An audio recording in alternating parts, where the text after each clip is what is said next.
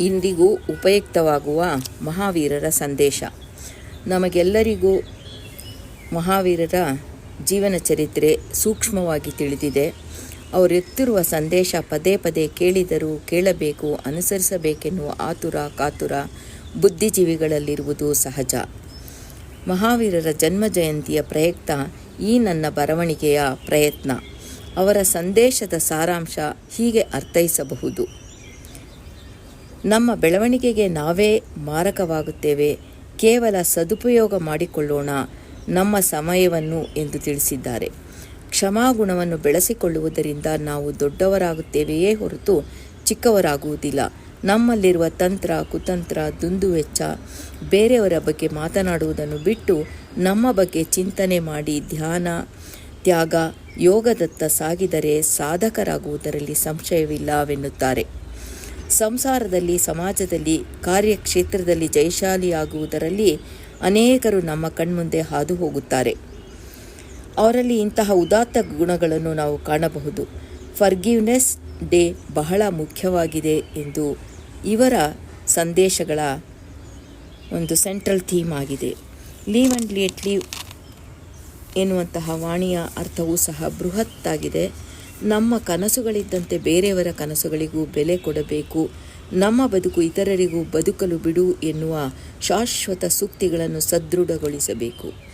ಅಕ್ಷರಶಃ ಅಹಿಂಸೆಯನ್ನು ಪಾಲಿಸಬೇಕು. ಸ್ವಚ್ಛ ಮನಸ್ಸಿಗಾಗಿ ಸ್ವಚ್ಛ ವಿಚಾರ ಮಾಡಿ ಮಕಾರವಾದ ಮಧು ಮಧ್ಯ ಮಾಂಸ ತ್ಯಾಗ ಮಾಡಬೇಕು. ಮಧು ಎಂದರೆ ಕೇವಲ ಜೇನುತುಪ್ಪವಲ್ಲದೆ ಬೇರೆ ಹೆಂಗಸರು ಎನ್ನುವ ಅರ್ಥವೂ ಬರುತ್ತದೆ. ಹಾನಿಕಾರಕ, ಹಿಂಸಾತ್ಮಕ, ಮಾರಕ ವ್ಯಾಪಾರ ವ್ಯವಹಾರ ಮಾಡಬಾರದು ಮತ್ತು ಅನುಮೋದನೆಯನ್ನು ನೀಡಬಾರದು.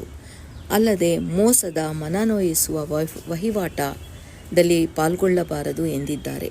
ಮಹನೀಯರುಗಳಲ್ಲದೆ ಮಹಿಳೆಯರಿಗೂ ಎಲ್ಲ ರೀತಿಯ ಜ್ಞಾನಾರ್ಜನೆಗೆ ಪ್ರಾಧಾನ್ಯತೆ ಕೊಡಬೇಕು.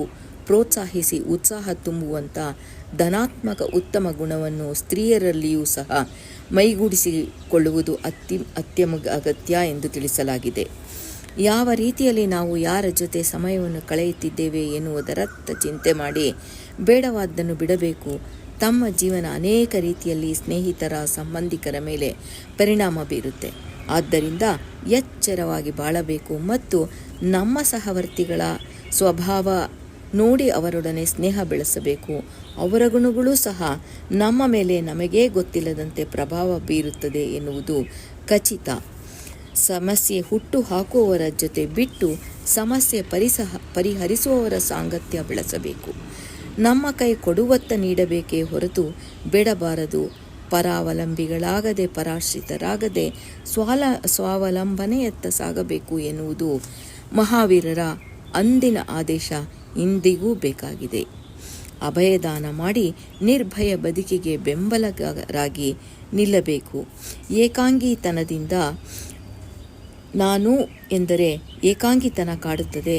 ನಾವು ಎಂದಾಗ ಸಮುದಾಯವೇ ನಮ್ಮದು ಎಂದಾಗ ಬಹಳ ಬೃಹತ್ತಾಗಿ ಬೆಳೆಯುತ್ತೇವೆ.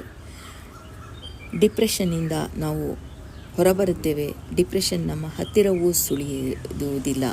ಒಟ್ಟಿನಲ್ಲಿ ಏನೆಂದರೆ ನಾನು ಎನ್ನುವ ಪದವನ್ನು ಬಿಟ್ಟು ನಾವು ಎನ್ನುವ ಪದವನ್ನು ನಮ್ಮಲ್ಲಿ ಇಟ್ಟುಕೊಳ್ಳಬೇಕು. ಸ್ವಂತ ಉದ್ಯಮ ಮಾಡಿ ಅನೇಕರಿಗೆ ಕೆಲಸ ಕೊಡಿಸುವಂಥ ಪ್ರಯತ್ನ ಮಾಡಬೇಕು. ಎಷ್ಟಿದ್ದರೂ ಅಷ್ಟೇ ಎನ್ನುತ್ತಾ ಪರಚಿಂತೆ ಪರಮಾತ್ಮನ ಚಿಂತೆಯಂತೆಯೇ ಅಲ್ಲವೇ ಎಂದು ಅದರತ್ತ ಹೋಗಬೇಕು. ಮದರ್ ನೇಚರ್ಗೆ ಮಾರು ಹೋಗಬೇಕು. ನಿಸರ್ಗದ ಮಡಿಲಲ್ಲಿ ಹೆಚ್ಚಿನ ಸಮಯ ಕಳೆಯಬೇಕು. ಪ್ರಕೃತಿಯ ಮೌನದ ಸ್ನೇಹಿತರ ಆಗಬೇಕು. ಸಾತ್ವಿಕ ಆಹಾರ ಸಾವಯವ ಆಹಾರ ಸೇವಿಸಿ ಒಳ್ಳೆಯ ನಡತೆ ನುಡಿಯತ್ತ ಮನಸ್ಸನ್ನು ಹರಿಸುತ್ತಾ ಆರೋಗ್ಯಕರ ವಾತಾವರಣವನ್ನು ಅರಸಿದರೆ ನಮ್ಮ ಆರೋಗ್ಯ ಆಯುಷು ಆದಾಯ ಹೆಚ್ಚಾಗುತ್ತದೆ. ಹೆಚ್ಚಾಗಿ ಗಳಿಸಿದ ಆದಾಯವನ್ನು ಸತ್ಪಾತ್ರದಾನ ಮಾಡಿ learn more leave more earn more ಎಂದಾಗುತ್ತದೆ. ನಮ್ಮ ಇಂದ್ರಿಯ ನಿಗ್ರಹಣೆ ಮಾಡುವುದು ಮುಖ್ಯ. ಜಿನೇಂದ್ರ ಎಂದರೆ ಇಂದ್ರಿಯ ಹಿಡಿತವೇ ಹೊರತು ಬೇರೆ ಅಲ್ಲ. ನಾನು ಅನ್ನದೇ ನಾವು ಎನ್ನುತ್ತಾ ದೀರ್ಘಾಯುಷಿಗಳಾಗುತ್ತೇವೆ. ಹೆಚ್ಚಿನ ಮಂದಿ ಸ್ನೇಹಿತರು ಸಂಬಂಧಿಕರು ನಮ್ಮ ಜೊತೆ ಎನ್ನುತ್ತೇವೆ. ಒಳ್ಳೆಯದನ್ನೇ ಮಾಡಿ ಸ್ಟೇ ಕನೆಕ್ಟೆಡ್ ಎನ್ನಬಹುದು. ಮುಚ್ಚು ಮರೆಯಿಲ್ಲದೆ ಪ್ರಾಮಾಣಿಕವಾಗಿದ್ದರೆ ನಮ್ಮ ನೆಟ್ವರ್ಕ್ ಹೆಚ್ಚಾಗುತ್ತೆ ಎನ್ನುವ ಅರ್ಥವೂ ನಾವು ಕಾಣಬಹುದು. ಇಲ್ಲದವರಿಗೆ ದಾನವನ್ನು ಮಾಡುವುದು ಮನುಷ್ಯನ ಆದ್ಯ ಕರ್ತವ್ಯ. ಅನ್ನದಾನ ಶ್ರೇಷ್ಠವಾದ ದಾನ. ಹಸಿದವರಿಗೆ ಆಹಾರ ಕೊಟ್ಟು ಅರಸಿ ಬಂದವರಿಗೆ ಅಭಯವನ್ನು ವಿತರಿಸಬೇಕು. ನಮ್ಮಲ್ಲಿರುವ ಜ್ಞಾನವನ್ನು ಜ್ಞಾನದಾನವನ್ನಾಗಿ ಮಾಡಿದಾಗ ಅವರೂ ಸಹ ನಮ್ಮಂತೆಯೇ ಅಥವಾ ನಮಗಿಂತ ಹೆಚ್ಚಾಗಿ ಬದುಕಿ ಬಾಳಿ ಸಮಾಜಕ್ಕೆ ಸಹಕಾರಿಯಾಗಿ ನಿಲ್ಲಬಹುದು. ಔಷಧ ದಾನವೂ ಸಹ ಪ್ರಮುಖವಾದ ದಾನವಾಗಿದೆ. ಕೊಡುಗುವ ಕೈಗೆ ಎಂದೂ ಕಡಿಮೆಯಾಗುವುದಿಲ್ಲ, ಸರಳವಾಗುವುದರಿಂದ ಸಾಧಕರಾಗುತ್ತೆ ಎನ್ನುವಂತಹ ಒಳಗುಟ್ಟನ್ನು ನಾವು ಇವರ ಮಹಾವೀರರ ವಾಣಿಯಲ್ಲಿ, ಎಲ್ಲ ತೀರ್ಥಂಕರರ ವಾಣಿಗಳ ಪುನರ್ಜನಿತವಾದಂತಹ ಮಹಾವೀರ ವಾಣಿಯಲ್ಲೂ ಕಾಣಬಹುದು. ಪರಗಳಿಗೆ ಸಮೃದ್ಧಿ ಸಿಗುತ್ತದೆ, ಇಹ ಪರಗಳಿಗೆ ಸಮೃದ್ಧಿ ಸಿಗುತ್ತದೆ. ಇಂತಹ ವಾಣಿಯನ್ನು ಅನುಸರಿಸುವತ್ತ ಪ್ರಸಾರ ಮಾಡುವ ನಿಟ್ಟಿನತ್ತ ಸಾಗೋಣವೇ.